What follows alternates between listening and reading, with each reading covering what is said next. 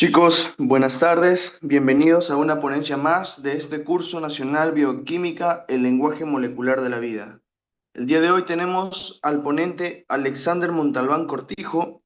Él es estudiante del sexto año de la Universidad Nacional del Santa en Chimbote, director CPA Socemus de la gestión 2024, ha sido presidente de la Jornada Santeña del octavo INAME 2024, presidente CEMUNS 2025, además se desempeña como docente de Anatomía y Fisiología del Centro Preuniversitario de la Universidad Nacional del Santa, CEPUNS. Bienvenido Alexander y el día de hoy nos va a realizar la ponencia de la hemoglobina y el transporte de oxígeno, de la biosíntesis al catabolismo. Espero su atención chicos, muchas gracias por asistir y le doy pase al ponente. Adelante Alexander.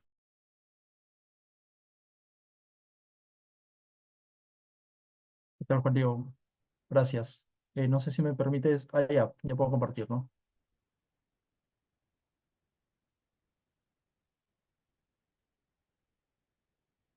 Listo. Buenas tardes con todos. Como ya me presentó Juan Diego, soy Alexander de Leir Montalbán Cortijo, estudiante del sexto año de Medicina Humana de la Universidad Nacional del Santa. En este caso, me invitaron para formar parte del curso nacional de CPA SOCIMEP, en este caso el curso de Bioquímica, para el dictado del tema de la hemoglobina y el transporte de oxígeno. Primero quiero saber si se me escucha bien, Juan Diego. Sí, todo bien, Alex. Ya, listo. Entonces, chicos, vamos a empezar con la clase de hoy sobre hemoglobina y el transporte de oxígeno. Entonces, para poder comprender la función que comprende la hemoglobina como tal, proteína muy importante para el transporte de esta molécula del oxígeno, es comprender cómo se compone esta proteína. Esta proteína es un heterotetrámero. Entonces, vamos a descomponer esta palabra que es el heterotetrámero. Eh, Primero, que es una heteroproteína, es decir, es una proteína de tipo conjugada, ¿sí? De tipo conjugada.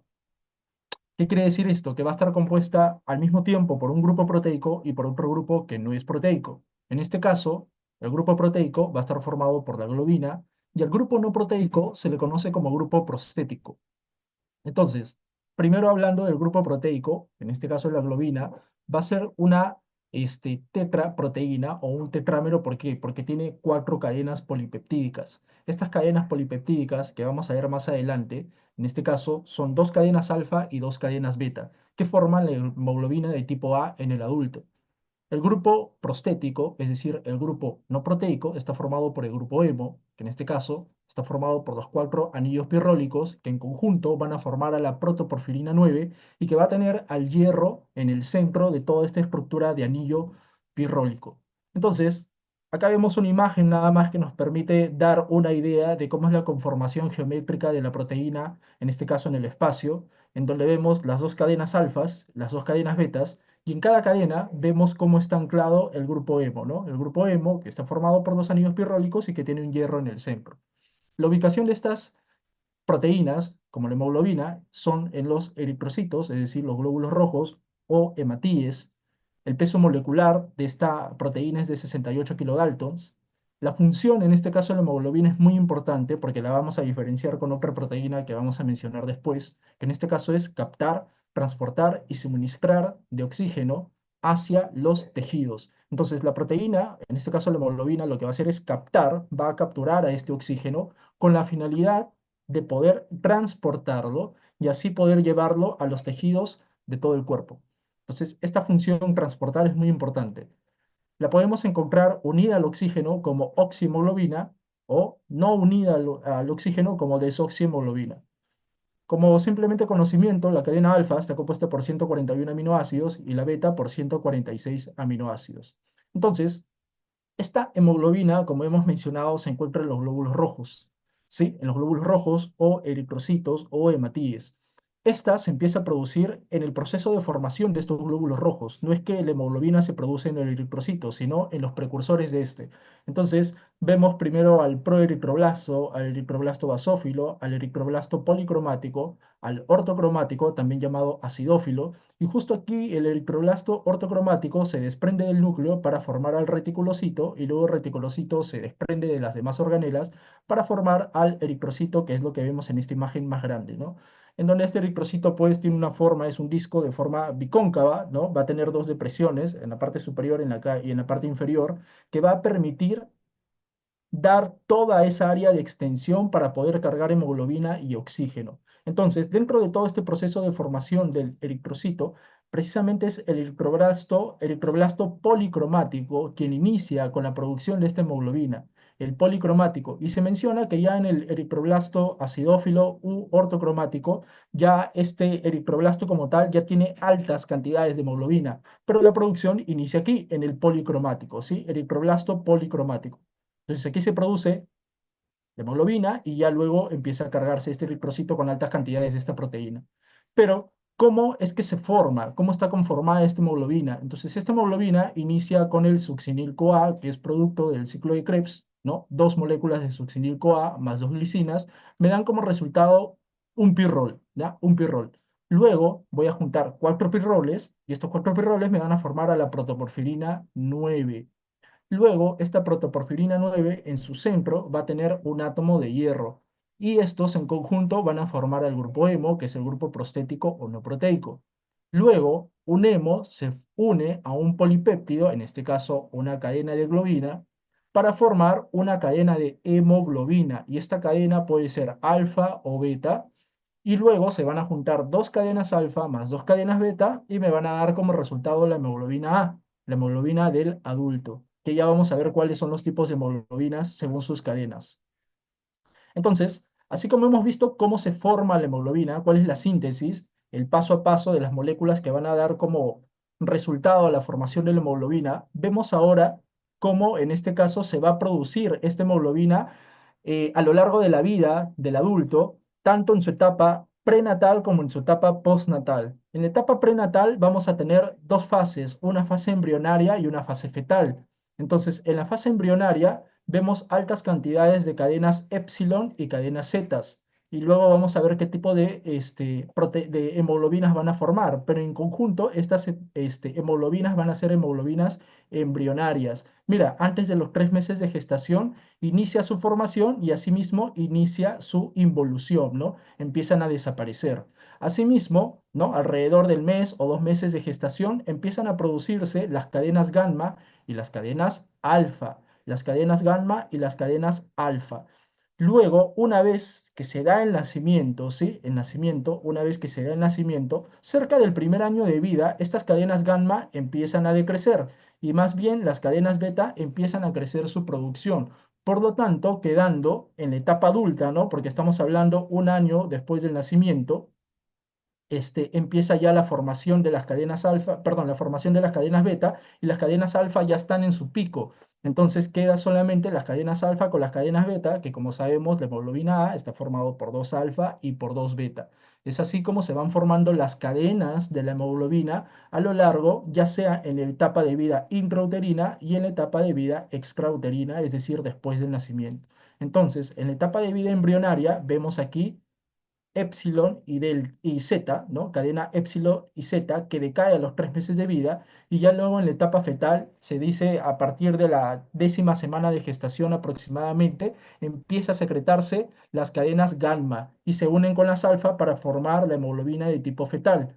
Una vez que nace el bebé, un año después, un año de lactancia, esta cadena gamma decrece, decrece, decrece hasta desaparecer, ¿sí? Hasta desaparecer y luego empieza a producirse las cadenas beta. Es así que en el año de nacimiento ya el niño, ¿no? En este caso, ya presenta una hemoglobina de tipo adulta con sus cadenas alfa y sus cadenas beta. Asimismo, no descuidemos por aquí que hay una producción de cadenas de tipo delta que se están produciendo en mínimas cantidades. Es así como resultado que vamos a ver todos estos tipos de hemoglobinas. Les mencioné que en la etapa de vida embrionaria se formaban las cadenas Z y las cadenas epsilon. Entonces, estas van a formar la hemoglobina Gauer tipo 1 y tipo 2. La tipo 1 va a estar formado por dos cadenas Z y dos cadenas epsilon. La Gauer tipo 2 va a estar formado por dos cadenas alfa y dos cadenas epsilon. Y asimismo la Portland, que va a estar formado por dos cadenas Z y dos cadenas gamma, ¿sí? Y dos cadenas gamma.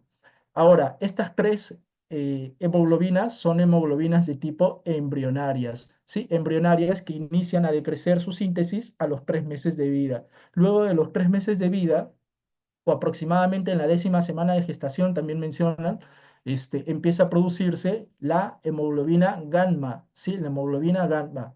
a mayor cantidad, ¿no? A mayor cantidad. Y se une con las hemoglobinas alfa y las otras, la zeta y la épsilon, empiezan a decrecer y es así que queda la hemoglobina fetal como tal. La hemoglobina fetal en el feto, ¿no? En el feto tiene un porcentaje de hasta el 90%, es decir, es una gran cantidad. Por eso se denomina hemoglobina fetal, porque va a ser la más representativa en el feto. Entonces, no olvidar que la hemoglobina fetal está formada por dos cadenas alfa y dos cadenas gamma. Pero ¿por qué acá dice 2%? Porque ya en la vida adulta esta hemoglobina decrece, decrece, decrece tanto que solamente representa menos del 2% en el adulto. Es decir, en el adulto tengo hemoglobina fetal, sí, pero representa menos del 2%, es decir, cantidades mínimas, ¿no? Mínimas. Luego voy a tener la hemoglobina A sub 2, ¿no? La hemoglobina A2. Esta hemoglobina A2 va a estar formado por cadenas alfa y por cadenas delta, ¿no? Y también es una hemoglobina del adulto, solamente que es una A sub 2 y representa del 2 al 3%. Y finalmente la hemoglobina más representativa, ¿no? Del adulto es la hemoglobina tipo A. Esta hemoglobina tipo A, que como vimos en un inicio, está formado por dos cadenas alfa y dos cadenas beta. Y esta sí representa del 95 al 98% de la hemoglobina total. Entonces, miren, en la hemoglobina total tenemos hemoglobina A, hemoglobina A2 y hemoglobina fetal, ¿no? Que en total van a sumar un 100%. Entonces, la hemoglobina del adulto, representativa del 95 al 98%, está formado por dos cadenas alfa y dos cadenas beta. Ahora, ¿qué pasa si hay una alteración en la estructura de estas cadenas? Sabemos que las proteínas están formados por cadenas de aminoácidos. Entonces, estas cadenas de aminoácidos tienen un orden específico en las proteínas de la hemoglobina. Entonces, cuando el aminoácido, en este caso el glutamato, ¿sí? El glutamato es reemplazado por una valina, cambia, ¿sí? Se cambia el orden a nivel de la cadena beta, ¿no? Acá vemos la cadena beta, aquí en la cadena beta el aminoácido glutamato es reemplazado por la valina y eso modifica la estructura de esta hemoglobina causando una alteración, ¿sí? Una alteración formando la hemoglobina de tipo S. Y la hemoglobina de tipo S da como origen a la enfermedad de células falciformes, ¿sí? Enfermedad de células falciformes. ¿Por qué se produce? Por un cambio de posición entre glutamato y el aminoácido valina. Lo mismo pasa con la hemoglobina de tipo C. Va a haber un cambio del glutamato ya no por valina, sino por lisina, ¿sí? Por lisina, dando como origen a la enfermedad de la hemoglobina tipo C. Y luego vemos las alfa-talasemias. Las talasemias ya no tienen que ver por un cambio en la posición de los aminoácidos, sino es una enfermedad genética, pero de tipo cuantitativa, en donde las cadenas van a ir desapareciendo. Van a haber talasemias que tienen una cadena alfa menos, otra que tienen dos cadenas alfa menos, que tienen tres cadenas alfa menos, o algunas que no tienen ninguna cadena alfa, como es en este caso la alfa-talasemia, que forma la hemoglobina de tipo BART no tiene ninguna cadena alfa. En su contraparte tiene solamente cuatro cadenas gamma. Entonces, esto tiene que ver con la cantidad de cadenas polipeptídicas que ya no hay o que van a ir desapareciendo, ¿sí? Entonces, allí vemos los distintos tipos de hemoglobina. Y así hay más, ¿sí? Hay más patologías que van a caracterizarse por la presencia o no presencia de cada una de estas cadenas polipeptídicas de las globinas.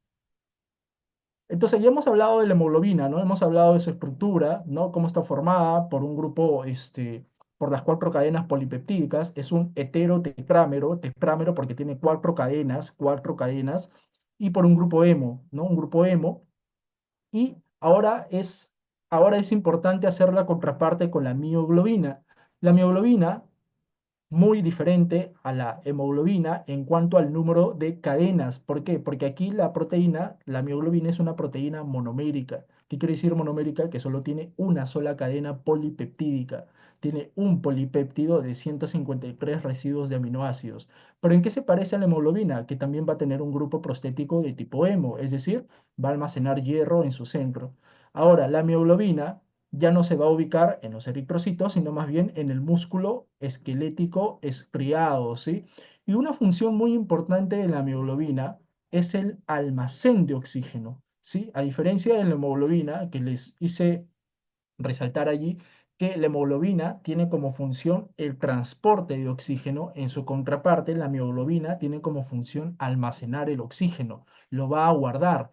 ¿Con qué intención lo va a guardar o lo va a almacenar? cuando nos encontremos en una situación de privación de oxígeno, como por ejemplo en un ejercicio intenso. Entonces, cuando estamos haciendo ejercicio intenso, la hemoglobina, perdón, la mioglobina siente ese cambio de presión de oxígeno, reduce la cantidad de oxígeno en un ejercicio intenso, por lo tanto se ve en la necesidad de poder liberar ese oxígeno que tiene guardado. Por lo tanto, lo que hace es almacenar para poder liberarlo cuando se necesite en un momento de privación de oxígeno como en el ejercicio intenso. ¿Y hacia dónde va a liberar ese oxígeno? Lo libera hacia las mitocondrias del músculo estriado para poder producir energía, es decir, ATP, y se pueda llevar a cabo la función del músculo, que es contraerse en este caso. Tenemos dos formas, oxihemoglobina y deoxihemoglobina. Ahora hablemos del grupo hemo. El grupo hemo es importante, ¿por qué? Porque en este caso va a permitir el intercambio, en este caso con el oxígeno, va a ser la porción fijadora de oxígeno. Entonces, el grupo hemo es un tetrapirrol, es decir, va a estar formado por 4 moléculas de pirroles, los cuales van a estar unidos por enlaces de tipo metil, ¿no? Entonces tenemos aquí un anillo de pirrol, otro anillo de pirrol, otro aquí y otro aquí. Son 4 anillos, ¿no? Que tiene una fórmula de 4 carbonos y 5 hidrógenos, ¿no? Uno, dos, tres, 4 carbonos y 5 hidrógenos. Y un nitrógeno. Entonces aquí observamos un anillo pirrol, otro más y otro más, son 4. Y estos anillos van a estar unidos por estos dobles enlaces, ¿sí? Por estos enlaces de metileno, esos dobles enlaces. Entonces, en el centro de este conjunto de anillos que va a formar la protoporfirina, ¿no? Tenemos un anillo, un anillo, un anillo, 4 anillos en total y todo esto es la protoporfirina. Esta protoporfirina en su centro va a tener a un ion metálico, y en este caso el hierro. El hierro, pero en su estado ferroso más 2, ¿sí? El hierro en su estado ferroso más 2. Y este estado ferroso más 2, ¿sí? Este estado ferroso más 2 va a permitir que el grupo hemo sea la porción fijadora de oxígeno y lo vamos a encontrar tanto en la hemoglobina como en la mioglobina, ¿sí? En la hemoglobina como en la mioglobina. Entonces, como la hemoglobina tiene 4 cadenas polipeptídicas y 4 anillos de pirrol, entonces puede captar 4 moléculas de oxígeno. Caso contrario con la mioglobina, que es una sola cadena polipeptídica, por lo tanto solamente va a tener un grupo hemo y por lo tanto va a poder solamente cargar una sola molécula de oxígeno, ¿sí? Esa es una diferencia importante. Además, este complejo, ¿sí? Del hierro, ¿sí? Del hierro, con toda esta porfirina, va a ser rico en enlaces dobles, ¿no? Como vemos aquí, va a ser rico en enlaces dobles, va a tener abundante enlaces dobles, lo que le va a permitir la absorción de luz en el intervalo visible. ¿Esto qué quiere decir? Que vamos a poder observar un color rojo, ¿sí? Un color rojo cuando, en este caso, haya alta saturación de oxígeno, cuando encontremos altas concentraciones de oxígeno, ese rojo va a ser un rojo oscuro. Y cuando hay altas concentraciones de oxígeno en la sangre arterial. Y vamos a encontrar un color rojo violáceo, ¿sí? Cuando hayan bajas concentraciones de oxígeno, ¿no? Baja saturación de oxígeno, por ejemplo, en una sangre de tipo venosa. Además, hablamos del estado ferroso del hierro, ¿no? El hierro en su estado ferroso tiene la capacidad o le brinda la capacidad a la hemoglobina para poder unirse al oxígeno. A diferencia del hierro en su estado férrico, el hierro en su estado férrico no le permite a la hemoglobina unirse al oxígeno, formando así la metalohemoglobina. Entonces, la hemoglobina, cuando el hierro se oxida en su estado férrico, no tiene la capacidad de poder unirse al oxígeno. Es por eso, ¿sí? Es por eso que vamos a encontrar una enzima, la metalohemoglobina reductasa. Esta metalohemoglobina reductasa va a permitir que en este caso el hierro se encuentre en su estado ferroso y de esa forma se pueda unir al oxígeno.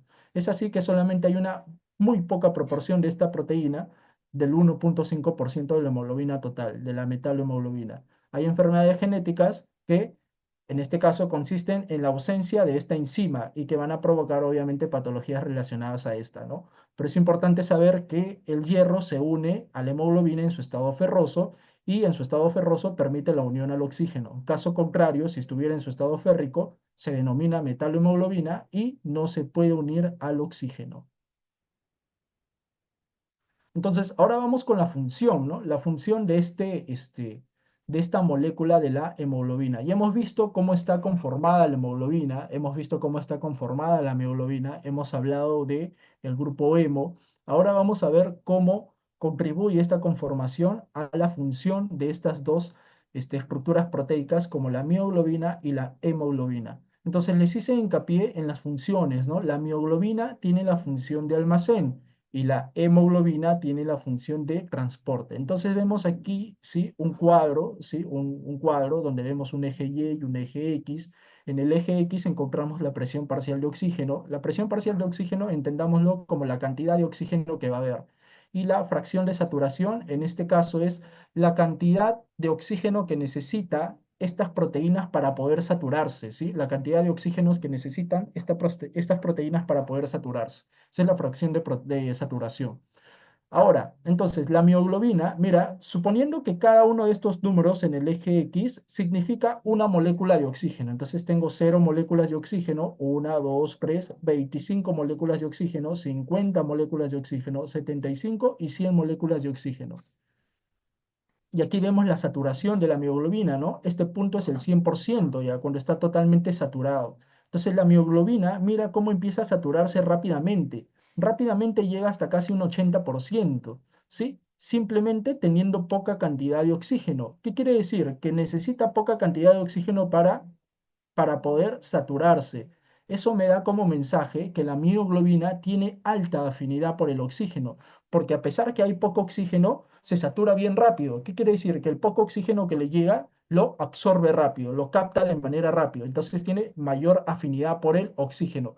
Pero mira cómo esa afinidad, sí, esa afinidad aumenta, aumenta, aumenta, pero en ningún momento decrece, ¿no? En ningún momento hace una curva que empieza a decrecer. Entonces quiere decir que esta mioglobina no suelta el oxígeno. Como tiene mayor afinidad por el oxígeno, entonces tiene menor capacidad de soltarlo. Es por eso que la mioglobina tiene la función de almacenar este oxígeno, pero no de transportarlo para poder liberarlo, solamente para almacenarlo. Esto genera una curva de tipo hiperbólica, ¿no? Una curva de tipo hiperbólica. A diferencia de la hemoglobina empieza a aumentar la cantidad de oxígeno y empieza a aumentar, aumentar, aumentar, pero todavía no se satura del todo, ¿no? Justamente aquí llega al 50% de su saturación, a este nivel, pero cuando todavía tiene al menos una cantidad de 26 moléculas de oxígeno. Ojo, estoy dando estos ejemplos de moléculas porque no es así, tiene que ver con la presión, no con las moléculas, pero para que se entienda, la mioglobina necesitaba apenas 0 a 1 moléculas de oxígeno para poder saturarse, pero la hemoglobina necesita al menos como 25 moléculas de oxígeno para poder saturarse. Entonces, quiere decir que la hemoglobina tiene menor afinidad de oxígeno. Como tiene menor afinidad de oxígeno, entonces va a tener mayor facilidad de poder liberar ese oxígeno que ya ha capturado. Como tiene mayor facilidad de liberarlo, entonces su función principal es el transporte. ¿Para qué la va a transportar? Para poder suministrar a los otros tejidos, ¿sí? Entonces la curva que va a presentar de hemoglobina tiene una curva de forma sigmoidea, sigmoidea. Y además, una característica de la hemoglobina con el oxígeno es que tiene la función o la propiedad de unión cooperativa. ¿Qué quiere decir unión cooperativa? Quiere decir que una vez que un oxígeno se une a la hemoglobina, ¿sí? Una vez que un oxígeno se une a la hemoglobina, estimula a que más oxígenos se vayan uniendo. Entonces, la unión del oxígeno a la hemoglobina estimula a que más oxígenos se unan a la hemoglobina. Y eso se llama unión cooperativa. Es como que se van uniendo en cascada, ¿no? Entonces, eso le da, obviamente, la característica de poder saturarse hasta un 100% también. Entonces vamos ahora con los estados, ¿sí? Con los estados de esta cadena de hemoglobina. Entonces, esto es la forma T y la forma R. Entonces, esto es una molécula de hemoglobina, ¿sí? Tiene sus dos cadenas alfas y sus dos cadenas beta. ¿Qué quiere decir estado T o estado tenso y estado R y estado relajado? Un estado T o estado tenso es que la proteína de la hemoglobina se encuentra rígida porque sus cadenas polipeptídicas, ¿sí? Las cadenas polipeptídicas están bien unidas y bien herméticas. Es decir, esta proteína está bien hermética, bien cerrada, bien compactada. Por lo tanto, se tensa. Y como se tensa, ¿sí? Como está todo bien compactado, no le da capacidad a la hemoglobina para que el oxígeno se una. Sí, por lo tanto tiene baja afinidad. Es como que mis dedos en este caso están bien cerrados. Y si están bien cerrados, nada se puede unir, nada puede entrar. Como nada puede entrar, el oxígeno no va a tener afinidad. Por lo tanto, se dice que tiene una baja afinidad. Y obviamente, si la hemoglobina no tiene oxígeno, entonces estamos hablando de la desoxihemoglobina. Entonces, en el estado tenso o estado T de la hemoglobina, La hemoglobina se denomina desoxihemoglobina porque como nada se puede unir, no tiene oxígeno, por lo tanto tiene baja afinidad. Pero como hemos dicho, el oxígeno se une a la hemoglobina por la capacidad de ser cooperativo, ¿no? Por la unión cooperativa que tiene. Entonces, una vez que una molécula de oxígeno empieza a unirse, ¿sí? Una vez que una molécula de oxígeno empieza a unirse a estas cadenas, ¿sí? Específicamente al hierro, ¿sí? Se une una molécula de oxígeno al hierro, estas por cooperatividad empiezan a llegar, a llegar, a llegar. Entonces van actuando en suma. Cuando se empiezan a sumar cada vez más moléculas de oxígeno al hierro, hacen que el eje de la proteína se mueva 15 grados. Hace que este eje de la proteína de las cadenas se mueva 15 grados. Entonces, la proteína ahora va a pasar de un estado tenso a un estado relajado. Y como va a estar relajado, va a tener mayor afinidad por el oxígeno, pasando de ser desoxihemoglobina a oxihemoglobina. Entonces tenemos dos estados, un estado T o tenso, en donde las proteínas están bien compactadas y hay baja afinidad, y como hay baja afinidad, el oxígeno no se pega y por lo tanto se forma la desoxihemoglobina. En cambio, en el estado relajado, la proteína, las cadenas están desunidas, están más relajadas, teniendo entrada, una puerta de entrada para el oxígeno, brindando una alta afinidad de oxígeno y formando así la oxihemoglobina. Entonces aquí vemos la curva de unión de la hemoglobina, ¿no? Vemos cómo esta se va saturando cada vez más de oxígeno, ¿sí? Se va saturando y en un estado R, ¿sí? En una curva de unión de estado R o relajado, la curva se movería hacia más hacia la izquierda. ¿Qué quiere decir esto? Que va a tener mayor afinidad prácticamente al oxígeno, como casi como si fuera una mioglobina. En cambio, en un estado T, ¿sí? En un estado T, la curva de unión al estado T tiene menos afinidad por el oxígeno, está mucho más compactada, incluso teniendo una curva mucho más baja, ¿no? Mucho más baja, aún teniendo altas concentraciones de saturación de oxígeno, mira, hasta 200, y aún así no llega a su saturación de la mitad, ¿no? Del 50%. Entonces, esta curva de unión de la hemoglobina se encuentra en un punto medio, ¿no? En un punto medio, gracias uno a la cooperatividad que tiene el oxígeno con la hemoglobina y a esta modificación del estado T al estado R. Entonces, para explicar mejor esto de aquí, vemos aquí la hemoglobina, ¿sí? La hemoglobina, vemos acá las concentraciones de oxígeno y vemos aquí el porcentaje de saturación, ¿sí? El porcentaje de saturación. Entonces, en los tejidos, ¿no? En los tejidos, sangre reducida que regresa desde los tejidos, en los tejidos la hemoglobina va a tener una estructura T, una estructura tensa, ¿sí? Una estructura tensa. ¿Por qué? Porque la hemoglobina, ¿sí? La hemoglobina en los tejidos, ¿qué hace? Empieza a liberar oxígeno. Y para que libere oxígeno, tiene que tener una alta afinidad o una baja afinidad. Tiene que tener una baja afinidad. Entonces, en los tejidos, la hemoglobina tiene la forma tensa, tiene la estructura tensa. Y si tiene la estructura tensa, tiene una baja afinidad al oxígeno. ¿Con qué intención? Como tiene una baja afinidad, va a empezar a liberar el oxígeno para que pueda nutrir a los tejidos. Caso contrario, cuando la hemoglobina llega hacia la sangre capilar de los pulmones, ¿no? A los capilares pulmonares. Cuando la hemoglobina llega a los capilares pulmonares, esta empieza a tener una estructura diferente, la estructura R, una estructura relajada. Y como hemos visto, la estructura relajada tiene una alta afinidad por el oxígeno. Y como tiene una alta afinidad, todo el oxígeno que llega de los pulmones va a ser capturado. Todo va a ser capturado. Entonces, esto es importante, ¿no? Tener en cuenta que en los tejidos la hemoglobina tiene una estructura tensa, una baja afinidad al oxígeno que le da una alta liberación de este. Y en los pulmones, ¿sí? En los pulmones la hemoglobina tiene su configuración R, es decir, relajada, que le da una alta afinidad al oxígeno y por lo tanto, como tiene alta afinidad, va a chapar todo el oxígeno que se encuentre. Entonces hay que entender este cuadrito, ¿sí? Este cuadrito me indica en el eje X, ¿no? La presión parcial de oxígeno, es decir, la cantidad de oxígeno que yo tengo en ese momento, ¿no? La cantidad de oxígeno que yo tengo en ese momento. Y esto es el porcentaje de saturación de la hemoglobina, es decir, con cuánto, qué porcentaje de la hemoglobina ya se está llenando de oxígeno, ¿ya? Entonces, en la sangre de los tejidos, una sangre venosa, ¿sí? Una sangre venosa, el porcentaje de saturación llega desde 40 hasta 70 más o menos por ciento.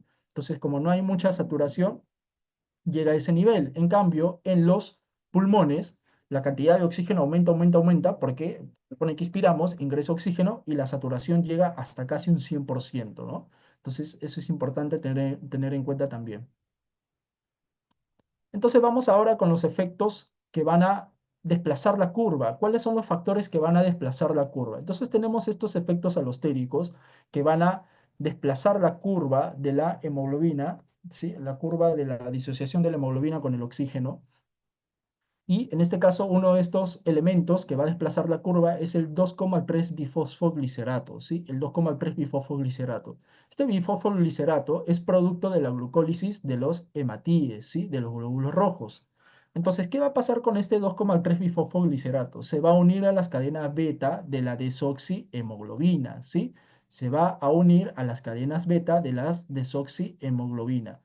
¿Esto qué va a provocar? Disminuir la afinidad de la hemoglobina por el oxígeno, ¿sí? Disminuir la afinidad de la hemoglobina por el oxígeno. Entonces, ¿sí? Entonces, ¿con qué intención va a disminuir la afinidad de la hemoglobina por el oxígeno? Si yo disminuyo la afinidad, quiere decir que voy a tener capacidad de liberar más oxígeno a los tejidos, ¿sí? A los tejidos. Entonces, esto me va a servir en una condición de altura, ¿no? Cuando va a haber una mayor producción de este bifosfoglicerato, ¿no? Me sirve en condiciones de altura, cuando tengo pocas concentraciones de oxígeno, ¿no? Poca saturación de oxígeno, en concentraciones de hipoxia, voy a tener necesidad de poder liberar mayor cantidad de oxígeno. A diferencia de la hemoglobina fetal, mira, en la hemoglobina fetal pasa lo siguiente. En la hemoglobina fetal, como hemos visto, las cadenas que están presentes son las cadenas gamma, ¿sí? Las cadenas gamma. Y estas cadenas gamma tienen baja afinidad por este 2,3 bifosfoglicerato. Y como hay baja afinidad, quiere decir que va a haber mayor afinidad por el oxígeno, ¿no? Mayor afinidad por el oxígeno, por lo tanto, el- el- las células, los hematíes fetales, sí, los hematíes fetales van a tener mayor afinidad por el oxígeno. Entonces aquí vemos estos cuadros, ¿sí? Estos cuadros de aquí, que me van a representar más o menos lo que he querido transmitir. Entonces vemos aquí una hemoglobina, la de color rosado, una hemoglobina que sí tiene 2,3 bifosfoglicerato, ¿sí? Una hemoglobina que sí tiene 2,3 bifosfoglicerato. Y vemos aquí en color negro otra hemoglobina que no tiene 2,3 bifosfoglicerato. Entonces, como esta hemoglobina sí tiene 2,3 bifosfoglicerato, ¿sí? Sí tiene 2,3 bifosfoglicerato, libera un 66% del oxígeno presente. Mira, libera un 66% del oxígeno presente. Sin embargo, esta hemoglobina que no tiene bifosfoglicerato, ¿cuánto oxígeno va a liberar? Solo el 8%, ¿sí? Solo el 8%. ¿Por qué? Porque hemos dicho que el bifosfoglicerato disminuye la afinidad de la hemoglobina por el oxígeno. Si esta hemoglobina sí tiene 2,3 bifosfoglicerato, disminuye la afinidad del oxígeno y se va a liberar grandes cantidades de oxígeno, un 66%. Pero la hemoglobina pura, ¿sí? La hemoglobina pura, que no tiene 2,3 bifosfoglicerato, entonces, si no hay 2,3 bifosfoglicerato, la afinidad por el oxígeno, en vez de disminuir, aumenta. Y si yo tengo mayor afinidad, todo lo voy a querer guardar y no voy a liberar nada. Entonces, solamente libero un 8% del oxígeno que he capturado. En la hemoglobina fetal, en este caso, hemos dicho que hay baja afinidad por el 2,3 bifosfoglicerato, ¿no? Porque mira, el bifosfoglicerato, ¿dónde se une? En las cadenas beta. Y en los niños, o en la etapa fetal, perdón, no hay todavía producción de cadenas beta, solamente hay producción de cadenas gamma y cadenas alfa. Entonces, las cadenas gamma, como solamente va a haber cadenas gamma, estas cadenas gamma tienen baja afinidad por el 2,3 bifosfoglicerato. Entonces, entendamos como que en el feto hay pocas cantidades de 2,3 bifosfoglicerato, ¿sí? Va a haber pocas cantidades de este 2,3 bifosfoglicerato en el feto. Y si hay pocas cantidades de 2,3 bifosfoglicerato, esa afinidad por el oxígeno va a aumentar. Por lo tanto, estas células sanguíneas del feto van a tener una alta afinidad por el oxígeno, ¿sí? Van a tener una alta afinidad por el oxígeno. Vamos con otros efectos que van a desplazar la curva. Entonces, por aquí, para poder entender lo que se viene después, que es el efecto Bohr, debemos entender lo siguiente, que en el tejido o en los tejidos, ¿sí? Hay alta actividad metabólica, ¿sí? Y como hay alta actividad metabólica, van a empezar a producir varias sustancias. Dentro de estas sustancias que producen está el CO2. Este CO2 sale de los tejidos hacia la sangre y obviamente va a entrar al glóbulo rojo. Y este glóbulo rojo, perdón, este CO2 se encuentra con el agua y por acción de una enzima, ¿sí? Este CO2 más agua se convierte en hidrogenión más bicarbonato. Luego el bicarbonato sale, pero en la sangre que queda el hidrogenión. ¿Qué quiere decir? Que este paso del CO2 hacia la sangre va a generar que se liberen más cantidades de hidrogeniones. Por lo tanto, la sangre se va a hacer cada vez más ácida, ¿sí? Más ácida. Lo mismo va a pasar aquí, o bueno, acá pasa lo contrario, perdón, lo contrario. Vemos aquí la sangre, ¿no? De los capilares, los alvéolos pulmonares, ¿sí? Los alvéolos pulmonares. Entonces, en los alvéolos pulmonares, ¿qué va a pasar? Entra el oxígeno, ¿no? Va a entrar el oxígeno, va a entrar el oxígeno y asimismo el bicarbonato que se encontraba libre va a entrar, se va a asociar con el hidrogenión, ¿sí? Se va a asociar con el hidrogenión y va a formar CO2 más agua y es así que el CO2 se va a liberar de la sangre hacia los pulmones para ser eliminados a través de la expiración. Pero mira, el hidrogenión que estaba suelto ahora se unió para formar agua, por lo tanto, eso va a reducir las cantidades de hidrogeniones. Entonces, eso es importante conocerlo para lo siguiente. ¿Qué efecto va a tener el pH y qué efecto va a tener el CO2? Entonces, esta imagen nos va a representar bastante bien. Vemos aquí la hemoglobina, ¿sí? La hemoglobina como tal, que cuando hay cantidades de hidrogeniones, ¿sí? Cuando hay cantidades de hidrogeniones, es decir, cuando aumentan los hidrogeniones, ¿qué pasa cuando aumentan los hidrogeniones? Baja el pH, ¿no? Baja el pH. Y si baja el pH, estamos yéndonos hacia una acidosis, ¿no? Ante una acidosis. Entonces vemos aquí la curva, ¿sí? La curva normal, que es la curva de color rojo, ¿sí? La curva de color rojo, 7,4 y vemos aquí la curva de color azul que es 7,2 cuando baja el pH, es decir, cuando tengo cantidades de hidrogeniones. Entonces, cuando hay cantidades de hidrogeniones, ¿qué pasa con la hemoglobina? Empieza a liberar oxígeno. Libera oxígeno, ¿por qué? Porque disminuye su afinidad por el oxígeno. Entonces, libera el oxígeno. Pero ¿qué pasa cuando aumenta el pH? ¿Sí? Cuando aumenta el pH, la curva se va a desplazar hacia la izquierda. ¿Por qué? Porque si aumenta el pH, va a aumentar su afinidad por el oxígeno y eso va a generar que la curva se desplace hacia la izquierda. En cambio, cuando disminuye el pH, ¿sí? Cuando disminuye el pH, la curva se va a desplazar hacia la derecha. Igual va a pasar con el CO2. El CO2 vemos aquí, la curva roja está en estado normal, ¿no? 40, ¿no? 40 milímetros de mercurio, ¿no? Vemos aquí el CO2 con 40 milímetros de mercurio. Entonces, vemos aquí cómo cuando aumenta el CO2, ¿qué pasa con la curva? Se desplaza hacia la derecha. ¿Qué quiere decir que se desplaza hacia la derecha? Vamos a ver. Entonces, aquí vemos la hemoglobina, ¿sí? La hemoglobina como tal, y viene el CO2, ¿no? Como aumentan las concentraciones de CO2, el CO2 va a buscar unirse a la hemoglobina. Por lo tanto, este CO2 se une a los grupos aminos de esta hemoglobina, formando así la carbaminohemoglobina, ¿sí?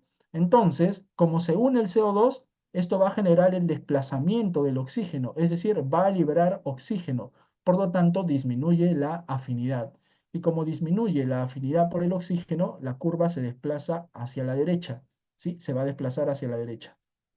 Caso contrario, si disminuyera la cantidad de CO2. Si disminuye la cantidad de CO2, quiere decir que no va a haber un CO2 que se una a la hemoglobina, por lo tanto, no va a haber nadie que desplace el oxígeno, quiere decir que se va a guardar el oxígeno en la hemoglobina, y como lo va a guardar, entonces va a aumentar la afinidad, ¿no? Y eso genera que la curva se vaya hacia la izquierda.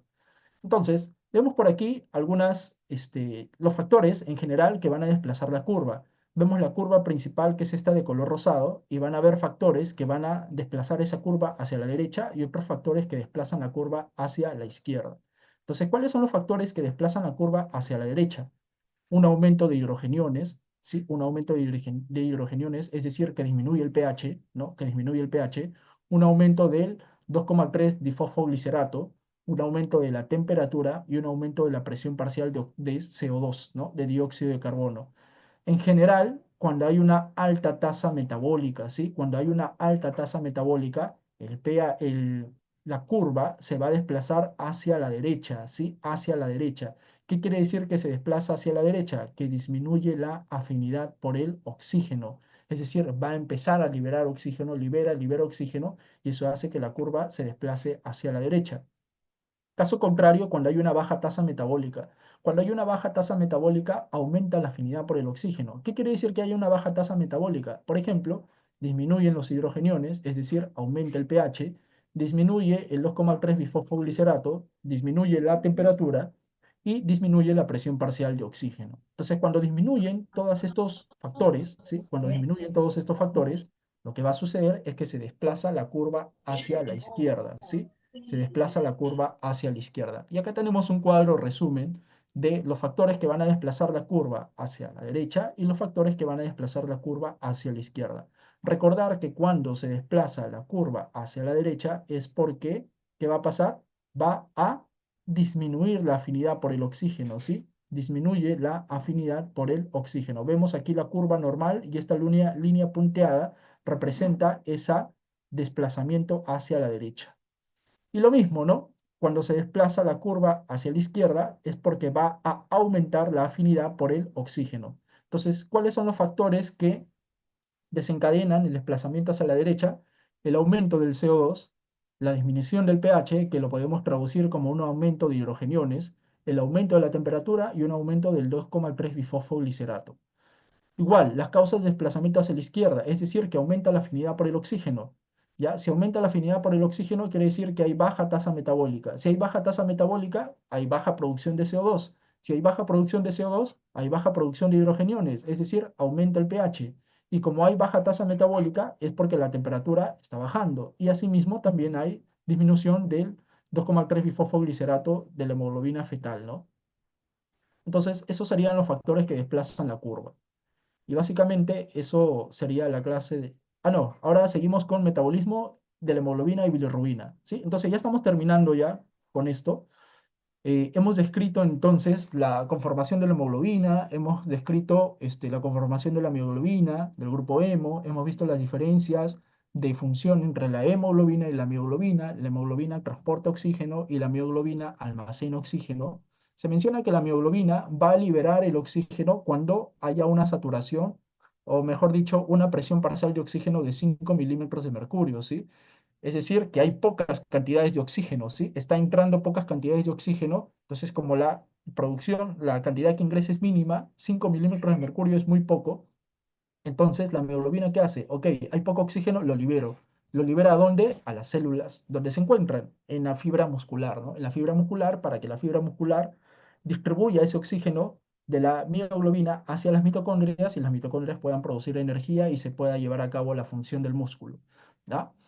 Entonces esas diferencias, también hay que recordar los factores que desplazan la curva hacia la izquierda y hacia la derecha, ¿ya?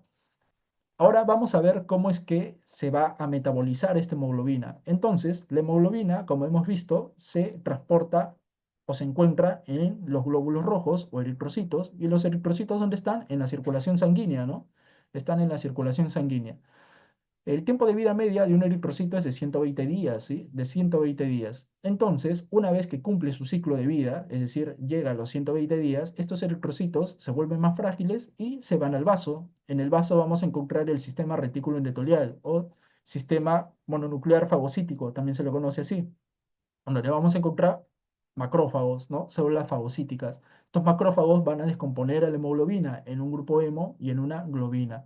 La globina luego va a ser, en este caso, destruida o digerida en aminoácidos, ¿no? En aminoácidos, y estos aminoácidos se van al torrente sanguíneo para ayudar con la formación de nuevas proteínas. En cambio, el grupo hemo, ¿sí? El grupo hemo se va a separar en una molécula de hierro ferroso, ¿no? En biliverdina y en monóxido de carbono, ¿sí? Este hierro, en su estado ferroso, ¿sí? En su estado ferroso, va a ser transportado nuevamente a la circulación sanguínea. ¿A través de qué molécula o qué proteína va a transportar el hierro? La transferrina, ¿no? La transferrina, de transportar, transporta hierro, ¿no? Entonces esta transferrina va a transportar hierro a través de la circulación sanguínea para llevarlo a donde, a la médula ósea roja para producir la eritropoiesis, es decir, la formación de nuevas células sanguíneas y estas células sanguíneas van a volver al torrente sanguíneo y así se va a hacer un ciclo. Esta transferrina, a su vez, sí, perdón, este hierro, ¿no? O la transferrina va a llevar al hierro hacia los hepatocitos, al hígado, ¿sí? Pero aquí en el hígado se van a almacenar, pero ya no se almacenan en forma ferrosa, sino en su estado férrico, ¿sí? En Fe más Cres, ¿sí? En su estado férrico. Se almacena en forma de ferritina, ¿no? En forma de ferritina. Y bueno, ahí se queda almacenado.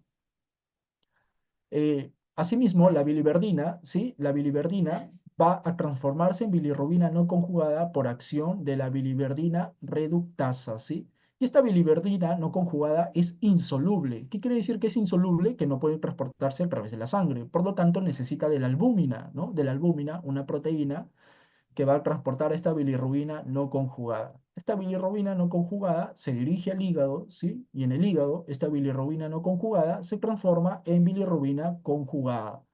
¿Por acción de quién? Por la UDP-glucuronil transferasa, ¿sí? UDP-glucuronil transferasa.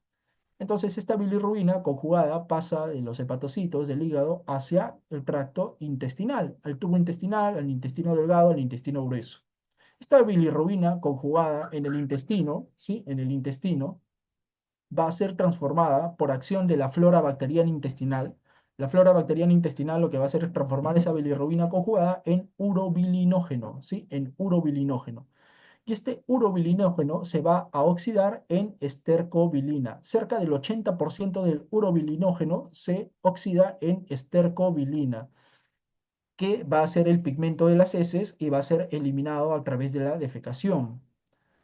Un 18% de este urobilinógeno, ¿sí? Va a formar parte de la circulación hepática y el otro 2%, ¿sí? Se va a eliminar a través de los riñones, ¿sí? A través de los riñones en forma de urobilina y esta urobilina va a ser el pigmento de la orina. Entonces todo esto es el metabolismo de la hemoglobina, ¿no? Empieza con los eritrocitos, llega al vaso, en el vaso se descompone en hierro, biliverdina y monóxido, ¿no? Este hierro se va o bien a la sangre o se almacena en forma de ferritina en el hígado y la biliverdina se transforma en bilirrubina no conjugada y esta no conjugada en el hígado se transforma en bilirrubina conjugada por la UDP-glucuronil transferasa. Y es así que esta bilirrubina ya conjugada, ¿sí? Pasa al tracto intestinal en urobilinógeno y aquí vemos dos formas de eliminación, ¿no? Estercobilina, que le da el pigmento a las heces, y la urobilina, que le da el pigmento a la orina. Y es así como se metaboliza la hemoglobina. Y bueno, hemos llegado al fin de la presentación. Muchas gracias.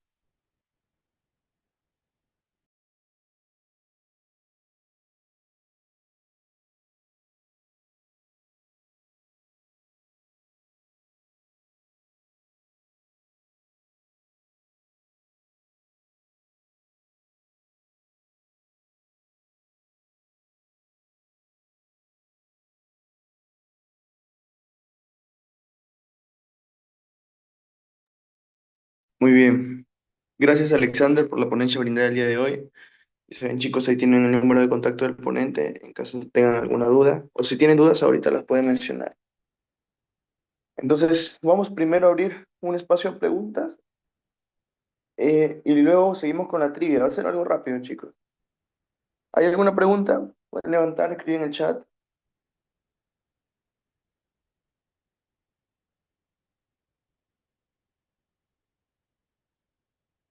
Bueno, entonces, chicos, no se vayan todavía. Ahorita vamos a compartir las trivias eh, con el fin de registrar su asistencia final.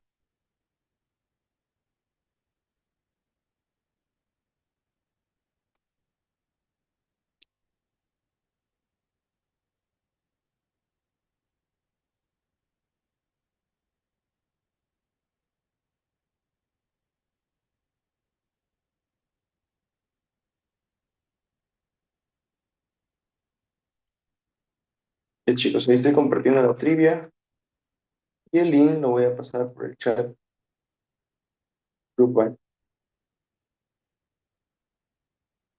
Ya, acabo de pasar el link, chicos. Ya pueden ir ingresando a las trivias para registrar su asistencia final.